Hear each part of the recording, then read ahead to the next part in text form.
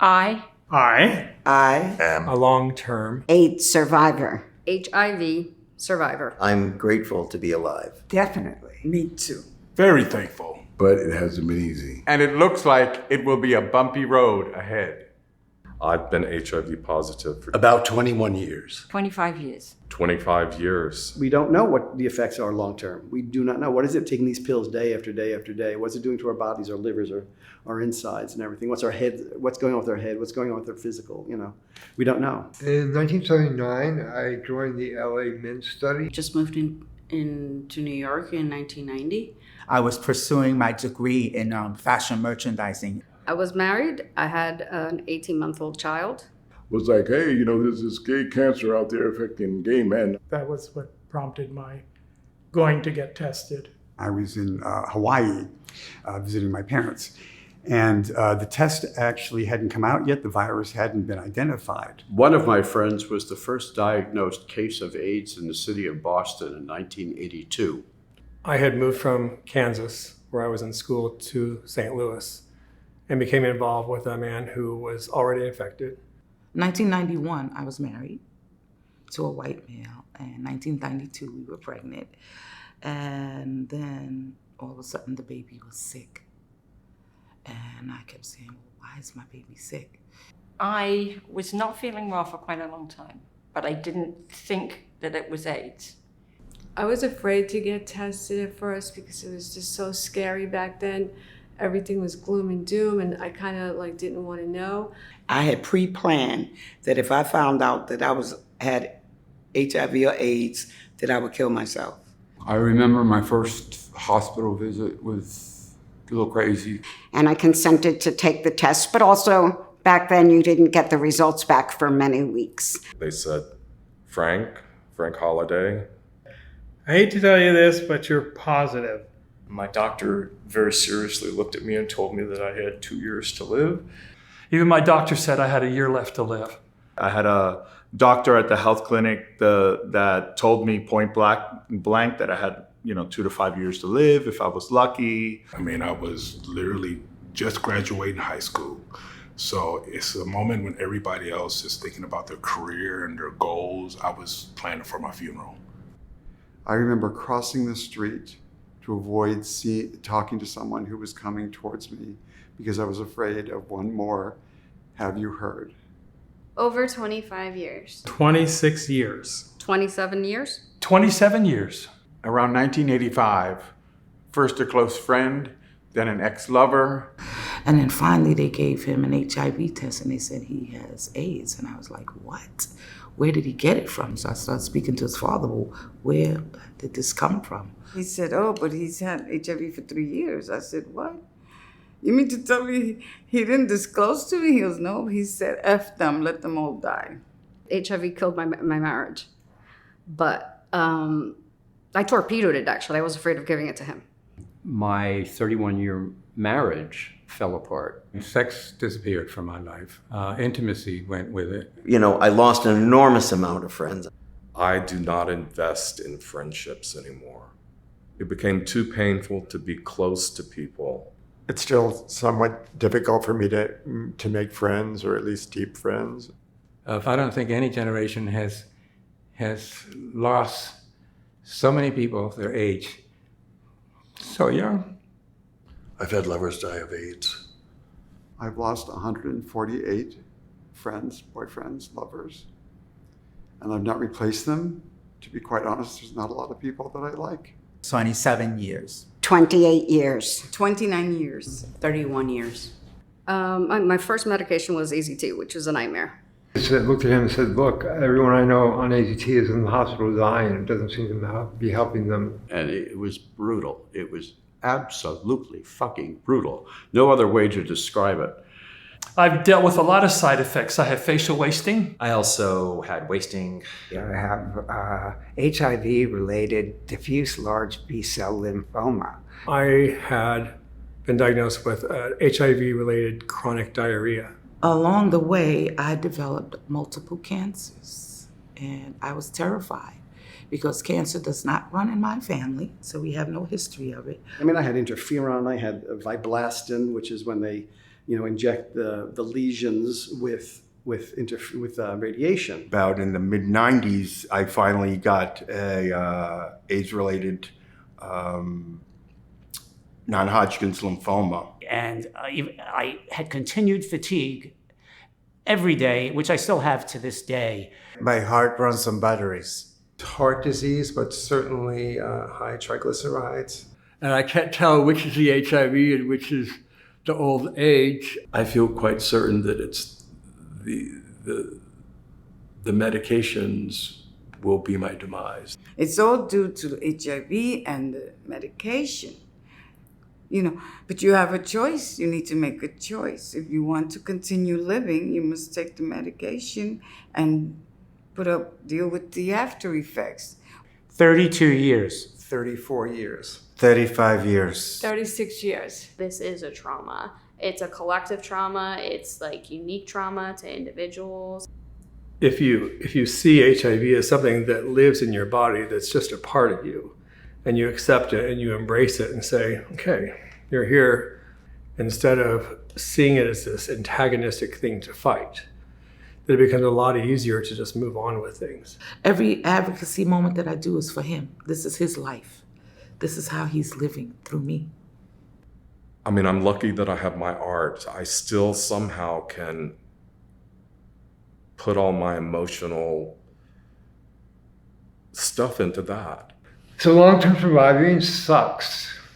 And I am almost on the verge of hopelessness, which I very rarely am. I don't have any motivation to be alive right now. I want to die. 36 years. 37 years. 40 years.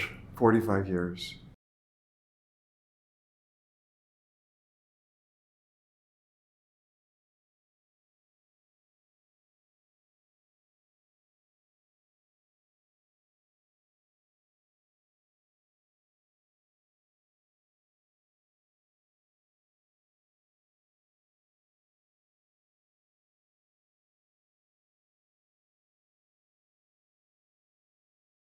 Hola, ¿qué tal? Buenas tardes a todos y a todas. Mi nombre es Ana Karen López Quintana. Le agradezco a todas mis compañeras trans que hoy dieron de su tiempo para estar aquí porque queremos ser visibles, pero queremos más que nada una atención integral, sobre todo acceso al trabajo. No queremos seguir ofreciendo el trabajo sexual solamente, queremos que nos dejen estar con nuestra identidad de género. ¡Tamaulipas, diversidad, trans presente!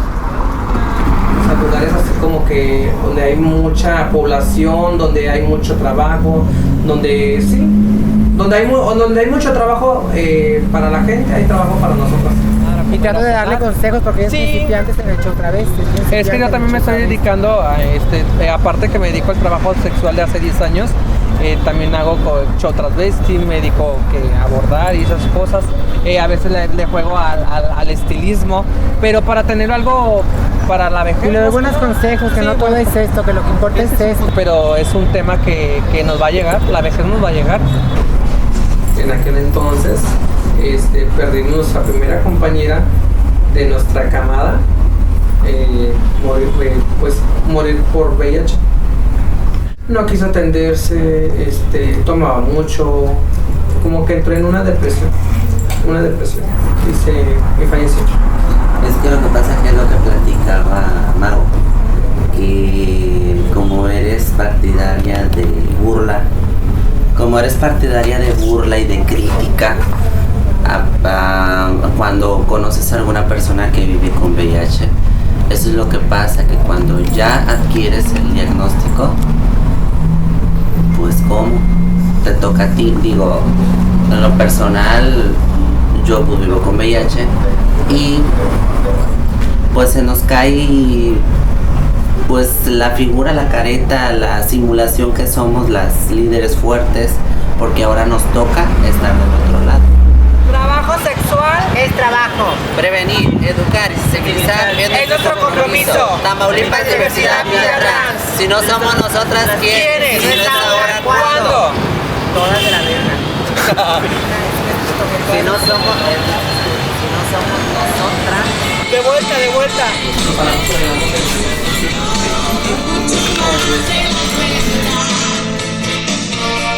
Tendría tequila, pero me muerdo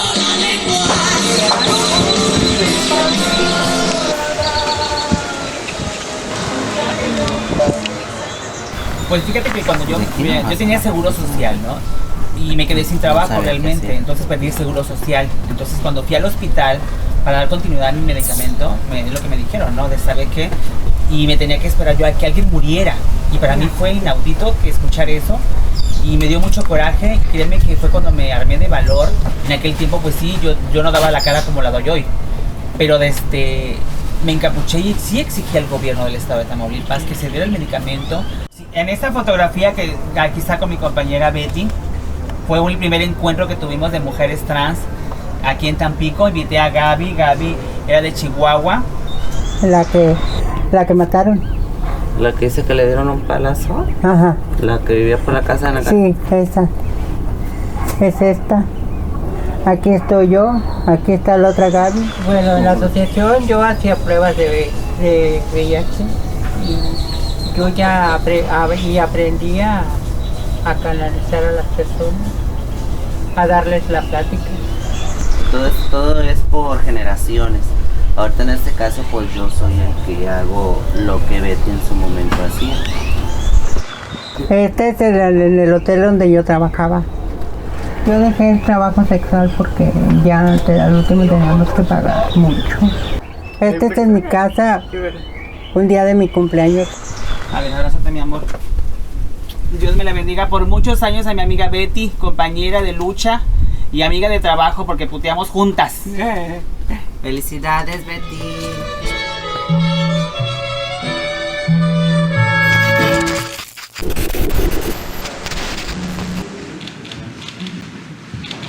Buenas tardes. Hay problema de desabasto de medicamentos. Lo cual por eso nos manifestamos el día de hoy. Hay pacientes que ya tienen un mes sin tomar el medicamento. Es el medicamento a tripla. Son 600 usuarios. Para enfermos de SIDA. El Seguro Popular no ha hecho la compra de ese medicamento antirretroviral que está afectando a 1.250 usuarios de la zona conurbada de Tampico, Madero y Altamira.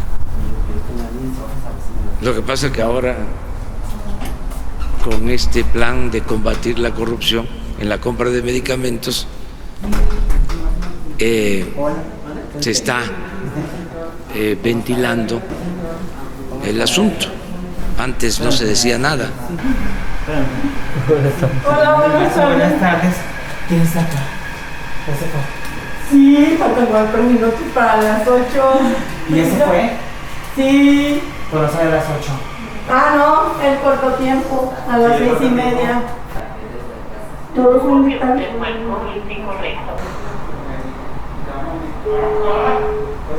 No hay orden, no hay orden.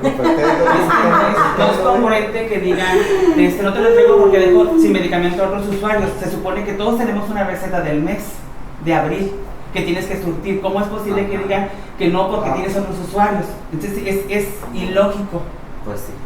Es ilógico. Es que no sé tampoco ni qué cantidad de Y como medicamento yo tengo la cita hasta junio ya, porque tengo de ese medicamento. Como a nosotros nos dejan un stop, ese stop nos tiene que alcanzar para hoy y para mañana. Sí, ya te dice, y lo publica de la mente. 3 meses te tienen que dar tu medicamento, es cierto. Te entregan recetas, no medicamentos. ¿A los foráneos? No dice foráneos en el SIDA, ¿eh?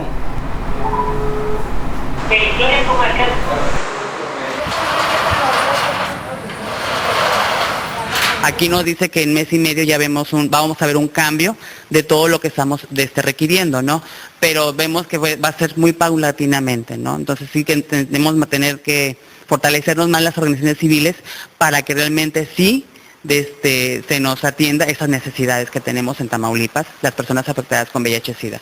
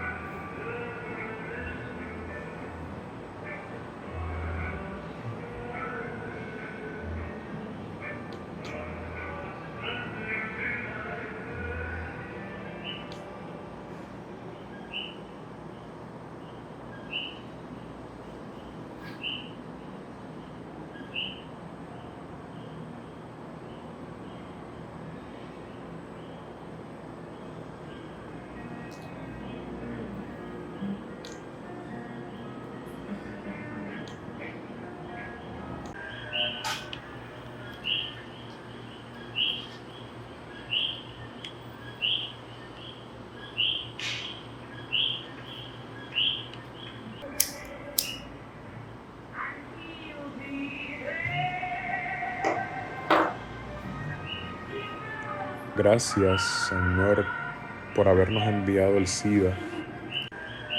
Todos los tecatos y los maricones de New York, San Francisco, Puerto Rico y Haití, te estaremos eternamente agradecidos por tu aplomo de emperador del todo y de la nada, y si no me equivoco, de católicos, apostólicos y romanos. Los heterosexuales del centro de África creo que son ingratos al no reconocer que el SIDA les ha permitido entrar a la modernidad sin prejuicios, aunque ya sí saben que la falta de lluvia y de alimentos son tus justas artimañas de purificador y arquitecto de almas. Mi nombre es Fernando Sosa. Yo desde bien temprano siempre he sido bien orgulloso de todo lo que representa ser Fernando Sosa. Yo soy puertorriqueño, negro y vato. Sí, el poema me encanta cómo sarcásticamente él utilizando a todas estas personas que fueron estigmatizadas y pointing out, ¿verdad? Y dándole las gracias a los políticos irresponsables, gracias a ellos que nunca hablaron del uso del condón, porque le hicieron el coro a los católicos. Tú sabes, por ejemplo, la loca mayor, el monseñor Aponte Martínez, él hablaba del uso del condón como un crimen, cuando él era una loca que también cogía por you know where, por el culo. I'm very raw. Nacho, si tú llegas a ver el libro que hizo el Departamento de Instrucción Pública, oh my God, eso era terrible. Ahí sí que it was so biased, tú sabes. Ahí había un personaje que se llamaba Miguelito el Negro Bembón, algo así, Rosa la Facilita, había una que era cristiana. Entonces tú ibas al cine a Puerto Rico y el anuncio con la cual tú te encontrabas era un anuncio que estaba lleno de fear factor, ¿me entiendes? Era, por ejemplo, esta muchacha blanquita, by the way, rubia, como siempre en este país, que todo el mundo es rubio y dos es azules, inclusive para eso también se excluían a las personas negras. Entonces, porque las agencias de publicidad así lo exigen. Pues era esta mujer blanca, esta nena blanca lavando un carro, o era por ejemplo esta muchacha mirándose al espejo, pendándose, y de repente decía la otra cara del SIDA y era el rostro de ella convirtiéndose en un monstruo desfigurado. Señor, me consta que muchos pacientes de SIDA que tiernamente creen que el hombre, y creo que también la mujer, fueron hechos a tu imagen y semejanza, piensan que tú has pasado por toda esa caterva de enfermedades infecciosas que a los pacientes de SIDA nos aquejan, y mira que hemos sido pacientes. Esos sudores o escalofríos nocturnos como si para ti la noche existiera, ese cansancio eterno, Señor, que no me deja caminar, y mucho menos dejar de escribir mi poesía. En Puerto Rico se producía el AZT. Y ese medicamento se exportaba a los Estados Unidos para luego importarlo a Puerto Rico para hacernos a nosotros pagar impuestos. Para nosotros y para muchas personas eso fue bien inaceptable. Obviamente eso tiene mucho que ver con nuestra condición como colonizados. Localmente éramos muy pocos las personas, porque la gente no quería identificarse con algo como el SIDA, ¿verdad? Porque había un estigma. No era que teníamos toda la comunidad gay en Puerto Rico luchando por mejoras. Mm-hmm. Talk about how gorgeous I am. You could if you want to. Señor, me voy a tomar la poca libertad que me queda colonizado al fin y definir nuestra identidad. Que nos llamen sidosos de una vez y todas. Ya han cometido contra nosotros las barbaridades y muchas más que dicen haber hecho contigo con métodos privilegiados por nuestra era, claro está. Señor, solo me queda bregar con el asunto de tu identidad. No voy a entrar en cuestiones personales ni invadir tu intimidad, que es inviolable, pero ¿Qué te llevó a otorgarles la franquicia de la segunda destrucción de Sodoma a los americanos? Se siente que es de hace un par de décadas atrás. Como del inicio. O el pic. Se siente también como en el pic. Ajá. De ese momento. Si escribo algo parecido ahora, va a ser desde una experiencia y una perspectiva tal vez un tanto distinta, y que tal vez esto sea como un recuerdo pues de mi niñez particularmente, que en los 90 los viví con VIH y pues todavía esto está como bien presente. Hola, mi nombre es William Gibran, mis pronombres son él, ella. Yo soy Laura Angelis, mis pronombres son ella. Estamos ahí. La Pangea es un grupo de jóvenes, ¿verdad? Jóvenes adultos que vivimos con VIH. Surge el 1 de diciembre del 2017 como en respuesta pues, a la necesidad de un espacio seguro donde pudiésemos compartir, conectar y pudiésemos, ¿verdad?, desahogarnos. El conocimiento, el apoderamiento, que la gente se sienta más segura, pudiendo compartir su estatus, que se sienta más segura, pues que si en algún momento tiene una experiencia donde sus servicios de salud no son buenos o sus derechos se vean violentados, pues que sientan la confianza de poder decir no, esto está mal, y poder gestionar, ¿verdad?, que su situación cambie. No se puede negar que los momentos que estamos viviendo en el país son súper complejos y difíciles para todo el mundo. A mí, una práctica que yo como persona y como organizadora estoy asumiendo es descentralizar las iniciativas, ¿verdad? Y poderlas sacar del área metro, poder reconocer que hay gente que vive fuera de San Juan, que también necesita el espacio, que también necesita hablar, que a lo mejor las cosas allá, aunque seamos un archipiélago pequeño, que hay regionalismos que prácticamente determinan la manera en la que una persona se vincula con el VIH o no. Más pensar que hay personas que no se atreven a escribirme a mí directamente, o no se atreven a darle like ni siquiera a la página, porque tienen miedo a que alguien vea que le dio like. ¿Verdad? Y que esa persona quiera ser parte y tenga que llamar a fulano, sultano, para que se comunique conmigo y dejarme saber que va para la reunión. Pues eso me deja saber que el espacio es súper pertinente y que el espacio es necesario y que todavía queda mucho trabajo que hacer, no solamente en el área metro, sobre todo fuera del área metro. Freud diría, será tal vez tu soledad total, tu colosal hastío, tu complejo de culpa con tantos genocidios, tu frustración sexual con los apóstoles, o la ingenua ilusión de creer que el derecho al amor, a la carne secreta, a la vida y la muerte aún te pertenecen con affidavit de cuna.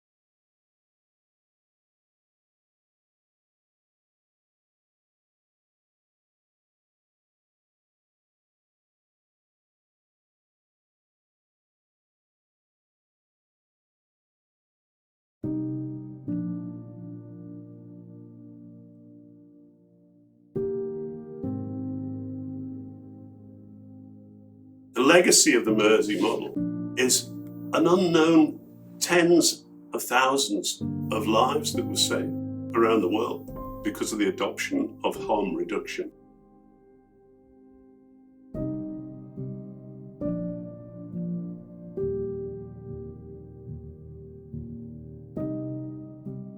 The early 80s in Liverpool was a very difficult time. The riots took place in 1981 in Toxteth. The city had been abandoned by the Thatcher administration nationally. Youth unemployment was incredibly high, and at that time, heroin began to hit the streets in large quantity. So we had this heroin problem, disaffected youth without anything to do, and then AIDS turned up. It really didn't begin to impact here in the UK until around 1984, I would say.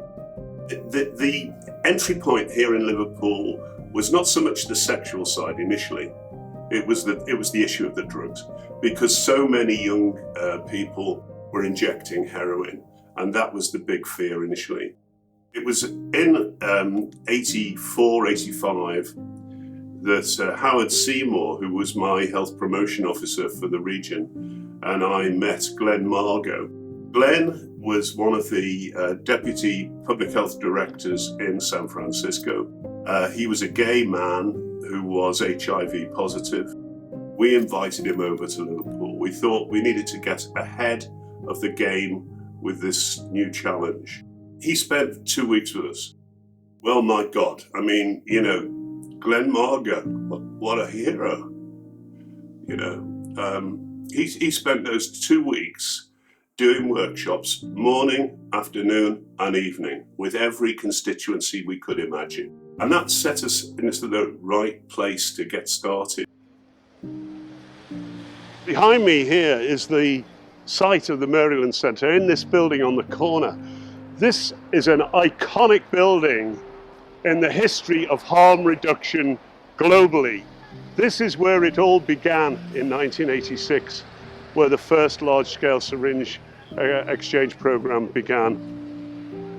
We followed American policies for so long now, stamping down on drug users, heavy sentences, and ignoring drug users' problems.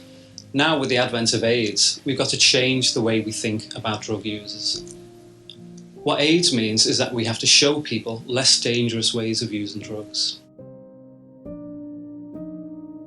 The philosophy that we developed was to make contact with drug users, to maintain contact with them, and to establish a therapeutic relationship so that as and when they were ready to make changes in their behavior, they would do it. They weren't being forced to do it.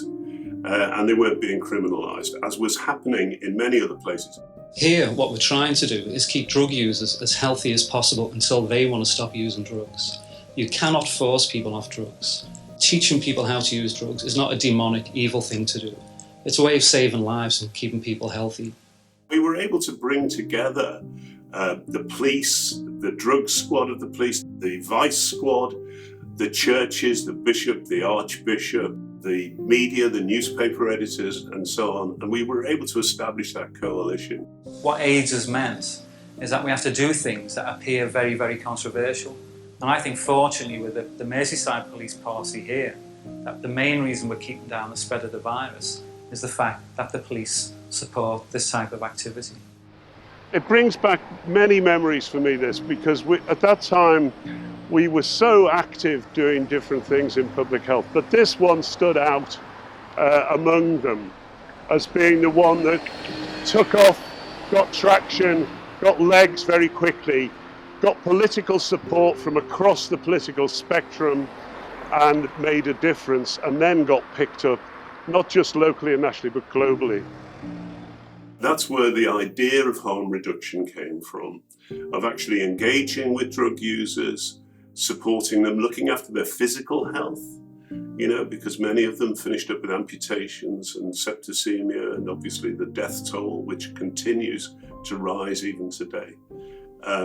So this is the origin of what came to be known as harm reduction, and which went around the world because the Liverpool initiative was the first large-scale project. We didn't realize at the time just how significant what we were doing was.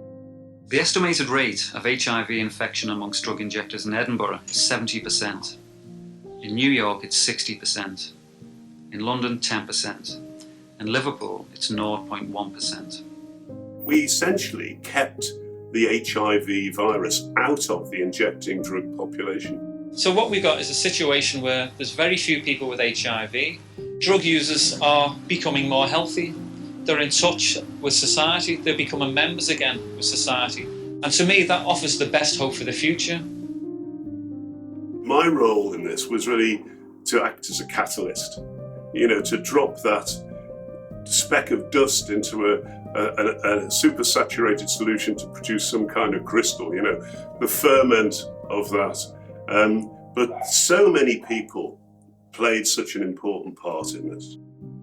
The success of the Mersey model of the Maryland Center of Harm Reduction, its global rollout is a tribute and a legacy for Glenn. Glenn died of AIDS some years later. This was a very brave man, and he found fruitful soil where we were.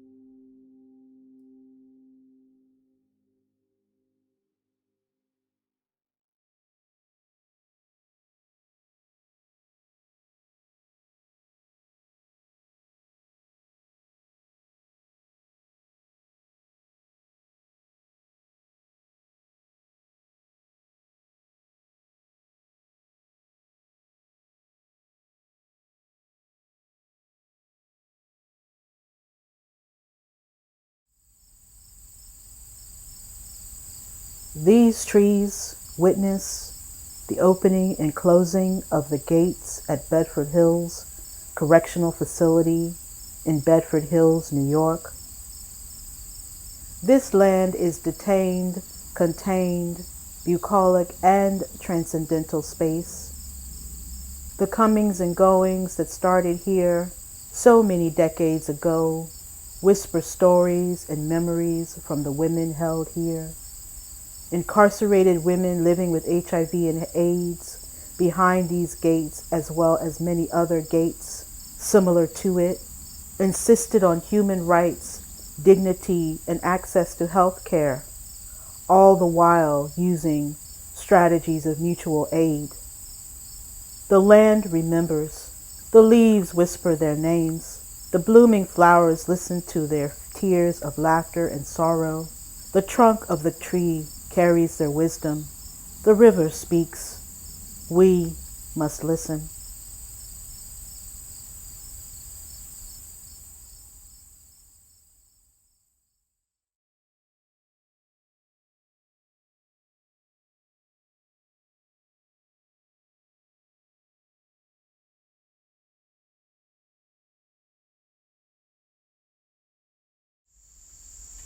You should not have revealed yourself. Now we must fight. But you are fighting a losing battle you won't win. You may have your sword, but I have my shield. You may be strong, but I'm brave. You may kill this body, but you can't kill this soul. I often ask myself, how is it that I came to be open about my status? For me, AIDS has been one of my best kept secrets. It took me approximately 15 months to discuss this issue openly. I could not bring myself to say it out loud, as if not saying it would make it go away. I watched other people with AIDS who were much more open than I was at the time, reveal to audiences their status and their vulnerability. I wanted to be part of what they were building, what they were doing, their statement, I am a person with AIDS, EPWA, because I was. Somewhere behind a prison wall in Bedford Hills, a movement or community was being built. It was a diverse group of women teaming together to meet the needs and fears that had developed with this new epidemic, AIDS. These women believed that none of their peers would be discriminated against, isolated, or treated cruelly merely because they were ill. They believed that it was necessary for this prison to build an environment of support, comfort, education, and trust. I was part of this process. In the center of its establishment, I stood, struggling with my own personal issues of HIV infection. While held in some sort of limbo, I felt as if the women of ACE had built a cocoon around me, for me. I felt warmed by them and so totally understood. These were the women who understood my silence and yet felt my need to be heard. They gave me comfort when I needed it, and an ear when I needed a listener. They helped me to grow stronger with hopes that one day I would be able to stand alone and still feel as safe, empowered.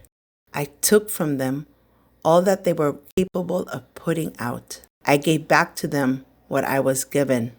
It was as if I mirrored back what they put out. I had never before noticed in my peers this ability to care so deeply. For I too labeled them prisoners, cold and uncaring. Yet they had managed to build a community of women, Black, white, Hispanic, learned, illiterate, robbers, murderers, forgers, rich, poor, Christian, Muslim, Jewish, bisexual, gay, heterosexual, all putting aside their differences and egos for a collective cause to help themselves. I could not believe my eyes. Right before me lay a model of how we, as a whole, needed to combat all the issues AIDS brought. And we were building it from behind a wall, from prison.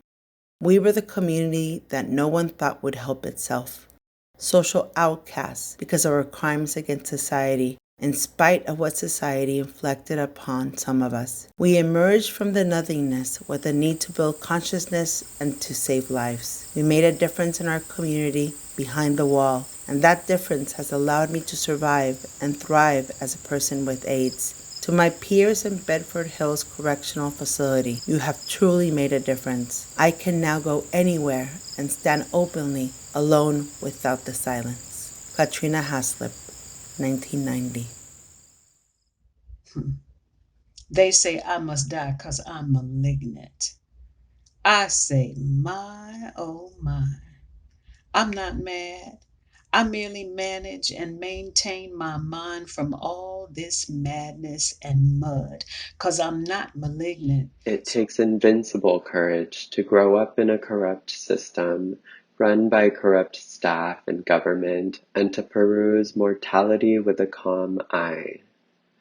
It takes noble courage to speak out and tell the world the system they thought was working is really cold, cruel, and inhuman. Yo no hablo mucho inglés, por lo tanto se me hizo muy difícil ver lo que estaba pasando o recibir ningún tipo de información. Cuando me dieron los resultados del examen, no tuve ningún tipo de apoyo. No tenía ningún tipo de información acerca del virus y lo único que sabía era que me iba a morir inmediatamente. Joanne, the struggle will not end because you are gone. No one can take your place. You will live on in all the hearts that you have touched. You are a legend who will live on. I may be down, but I'm not knocked out. I'll talk my talk and walk my walk. They say what they want to say. They do what they want to do. And me, I keep my head up high. I won't shed a tear, 'cause I don't fear.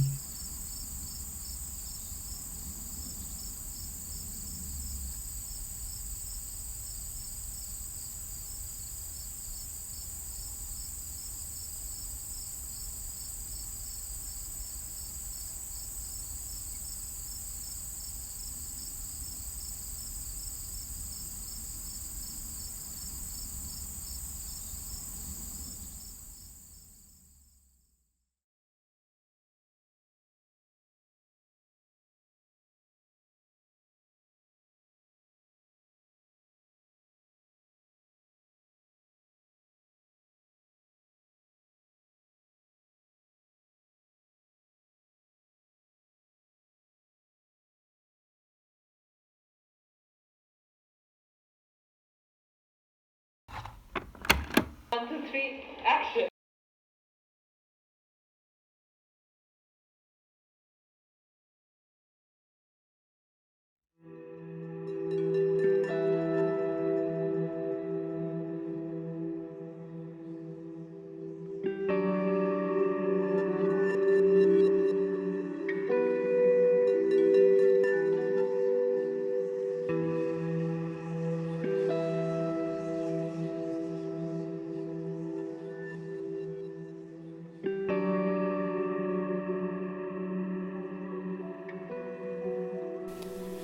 通常，事情发生的当下，人们会在心里问：为什么是我？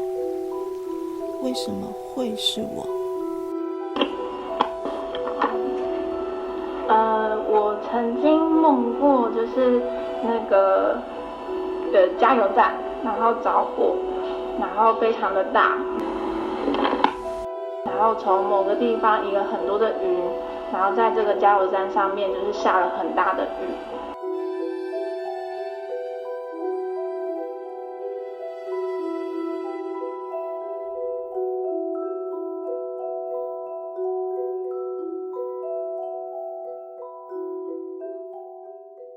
生活是无数个意外而制造、产生。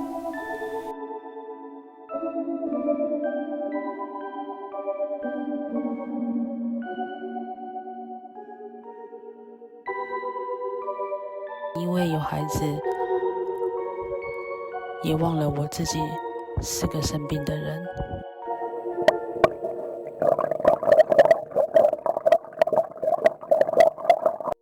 对于 HIV 刻板印象的转捩点，是因为自己当时正怀孕，怕宝宝成了艾滋宝宝。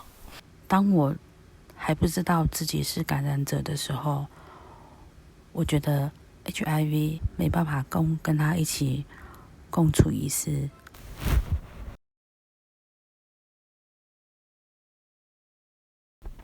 其实 HIV 不可怕，可怕的是人因为不了解而恐惧的心态。对排湾族来讲，生病就是时灵的作祟，想要治好就是要有极大的力量，所以现在就是会有巫师来祈福，让死灵驱逐掉。Okay, so one more need to try. Okay. Okay.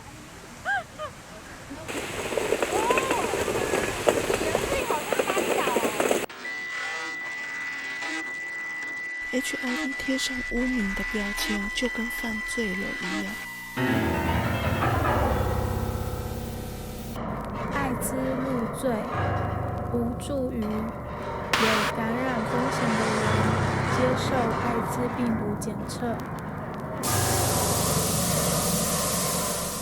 将艾滋入罪是污名化疾病的极致体现。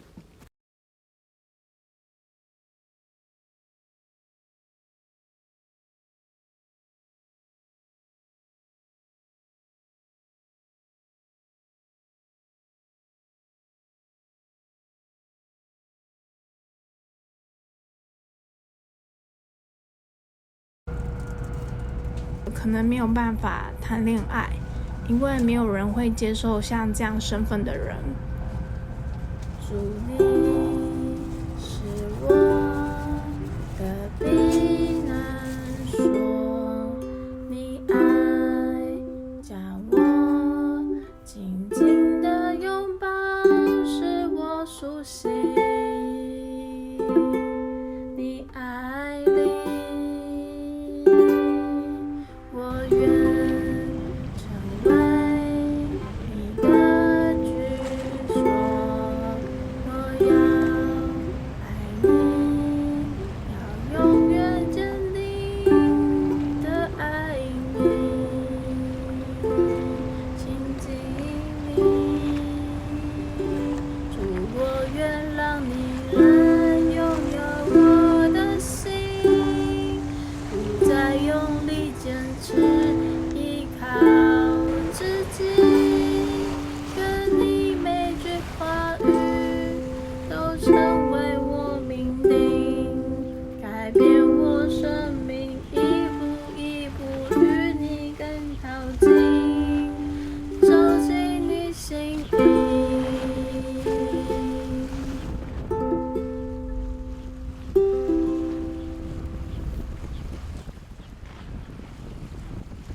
子会问我说：“妈咪吃这是什么药？为什么每天都要吃？”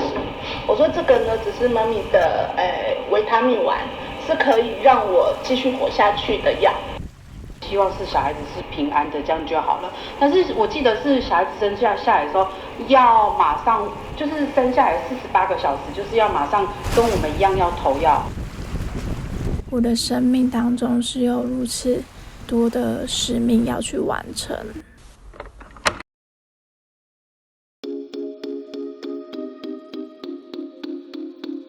即使 HIV 在身体里，那又如何？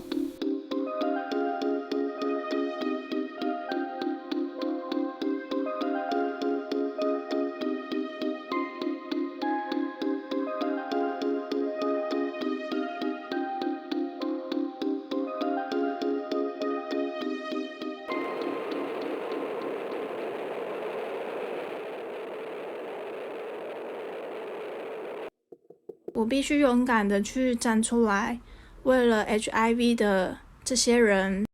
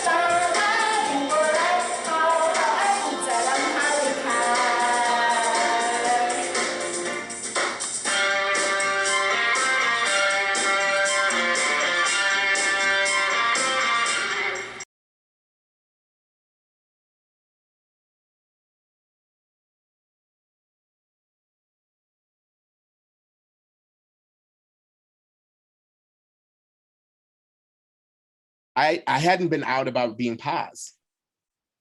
Oh, plot twist. Plot twist.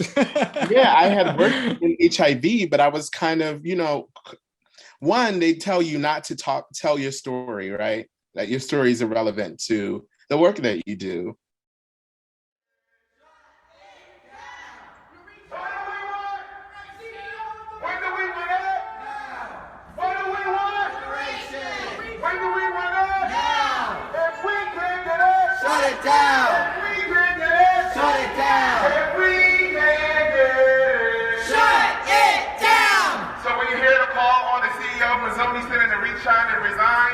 Because we know that in reading her policies that she upholds are anti-black policies. We know that she thinks racism is anecdotal. We know that she has to think that Mazzoni Center has systematic problems around racism. We know that she supports and upholds leadership like Dr. Robert Wynn, who is a problem. And we're calling on Marie Shine, the CEO of Mazzoni Center, to resign. And we're calling on Dr. Robert Wynn, the medical director, to resign. And you will not have a fancy luncheon today. You won't. This won't be business as usual. This won't be an awards gathering where people can feel good, because there's some real, true issues at Mazzoni that need to be addressed. So we're going to start reading the demands list right now. And we're waiting. We demand to speak to Naree personally. So is Naree coming today? Mr. Weiss? Shani, you know who that is. That's Mr. Weiss. He's the owner of here.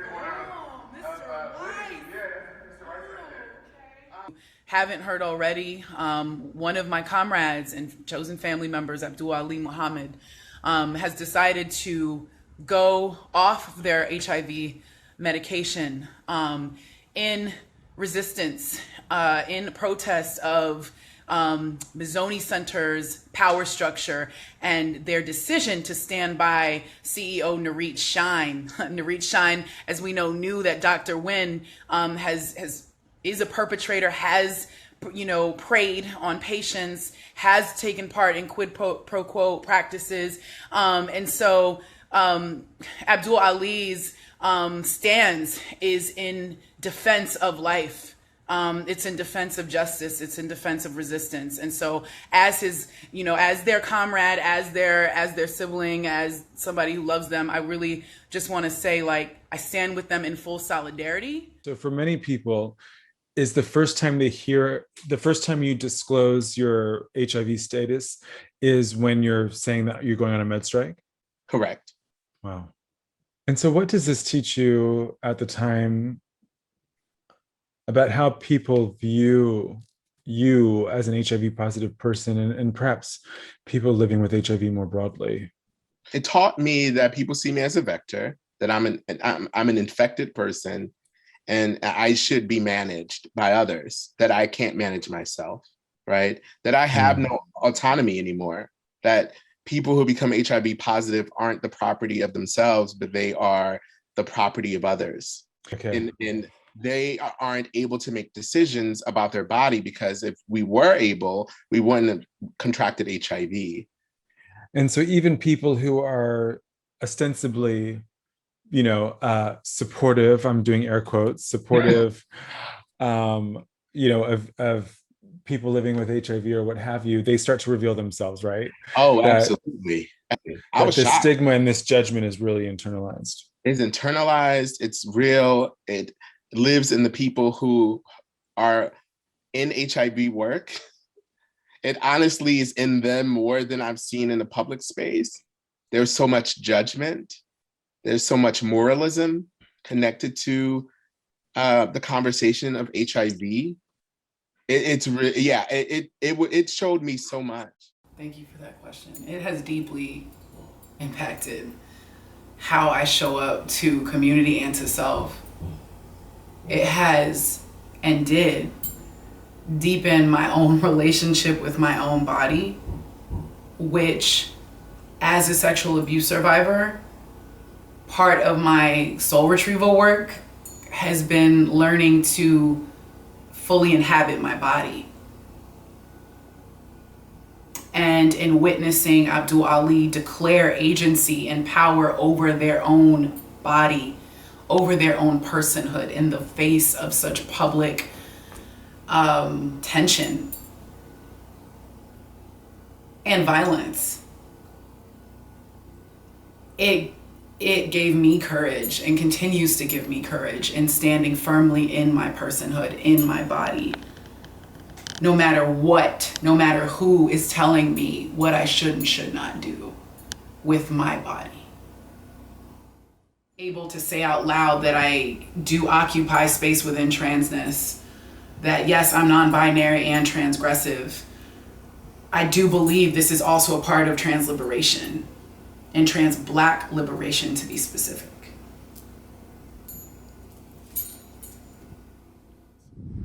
So Louis was definitely someone who I could talk to about what it meant, how it felt, to work in HIV and to be pos, HIV prevention and be positive, and what comes with that kind of identity.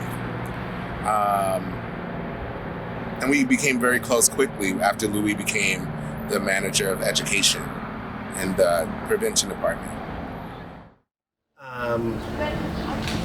And then, so like when I met Abdul, and then, they were telling me like their story in HIV, like, as we talk about what it's like to be pos and how that experience, how people think it's just living with it, but it's like, no, this very 360 kind of experience. Like my father, my aunt, and my uncle all succumbed to complications of HIV, and then I was in HIV prevention.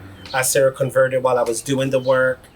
I worked at Colors that also worked in close partnership with We the People. So I was always going to We the People to either drop off checks or pick up checks in the mid-90s. And then to find out that Abdul's mother was connected to We the People and how they had similar experiences in watching the nonprofit HIV field play out. But as a child of a worker, where I was essentially a child that was a worker, it blows my mind every time that we talk about what that experience was like, and like how much, no matter where you were, no matter what your vantage point was, it was somehow still a very similar experience. Mm-hmm. No, me and Abdul talked, because Abdul reached out to me about the idea of a med strike. And because it was supposed to happen before it happened. But after the conversation, we were like, well, let's make this an accelerated tactic. So let's do this and then do the med strike if none of these steps work. Really no infrastructure on how to do this. Like now I would know what the steps are. We got to do this. But like so much was happening at that time. Pulse had just happened, right? There was stuff happening that other friends were experiencing at other organizations that were anti-Black to the bone. Not like, well, help me, is it just me? But they're like, clearly. You knew. You knew, Narit. You knew. Vicky Borgia told you. You knew. No. Resign, Narit. Resign, Narit. Resign, Narit. Resign. Resign. Resign. Resign. Resign. You gonna call the police on me? You didn't call the police on Dr. Wynn. You didn't call the police on Dr. Wynn. You didn't call the police on Dr. Wynn. Call the police. We have a deep connection to the ways and understanding the ways that white supremacy and colonialism continually extract from the dis-ease of Black and brown bodies, particularly those of us who are queer and trans. And so this is like the work we were working to articulate during that time. This is when we came up with language like the plantation politic, you know? And so, yeah, these are the things we were in that time working to articulate in that window. And then now, fast forward, we get to Pulse. And for a moment, the world is standing still.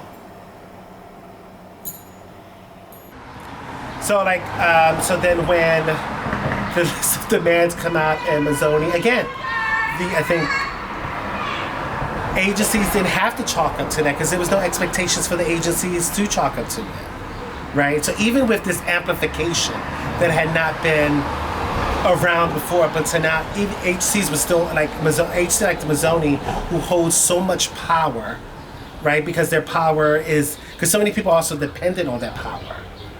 People who work at the city are strongly connected to Mazzoni. People who own gay clubs are board members, right? So people have a lot to lose in holding Mazzoni accountable. So that becomes ever present, like, oh, it's not just the board members or the leadership here. It is also because they're connected to this one gay club, and this one gay club is connected to this one business who has this relationship with this funder. And then having younger folk like, yeah, I'm not trying to spend the better part of my 20s or 30s trying to change white institutions that get money in my name, in my blood, to do right by me. And it was a culmination of all of those things that will eventually lead to the creation of the Black and Brown Workers Cooperative, and then eventually like targeting Mazzoni as a place of anti-Blackness and violence against people. Because now there were more voices to amplify this issue. There were voices of people who worked at the agency, people who had worked in the agency and still held some positionality that people still listen to. Tommy was someone who was a colleague, and then we became friends later. Tommy and I didn't work together necessarily at the same agency, but we worked at Washington West, which was a space that Mazzoni operated where people could access HIV prevention services. And it was at one point collaborative And so other agencies would also use that space. And so Tommy worked at another HIV organization. When I met Abdul Ali, I was doing HIV testing for Galay. I just remember us being in the car, and particularly at that time, Abdul Ali was always on their phone, checking email, checking Facebook, checking text messages. And so this was not out of the ordinary. But suddenly, Abdul Ali got information that the director of the Mazzoni Center had resigned. And again, what a wonderful moment to get to share together, to be in Abdul Ali's presence. My first thought was, oh yay, now you can take your medication again. And what a relief. What a relief. Just huge relief. Like I felt it in my chest, in my body, just like I could breathe again. Abdul for me changed the landscape of what HIV advocacy looked like in this day and age. I think we were at a place where people were seeing HIV as a livable, which it is, a livable condition that can be treated, but also still very political, and that people were still having to make tough choices around access to meds. So I think the med strike opened up that conversation and remind folks that if our bodies can be used to get money for these organizations, then our bodies can be used, that we can have the bodily autonomy to use our bodies to disrupt these organizations that continue to assault our communities. Mm-hmm. And I think that's what I loved about the med strike. In my world, and I know the world of other people are not the same since that, and we're better for it. Staff, and we're here for the staff to support them. And Narit must go. Yeah. And we said this very early on. Yeah. Anti-Blackness anywhere is anti-Blackness everywhere. That's right. And that we would continue to fight. And then Shanice said early on, this is just the beginning, right? This is just the beginning. Shame. Asheo. Asheo.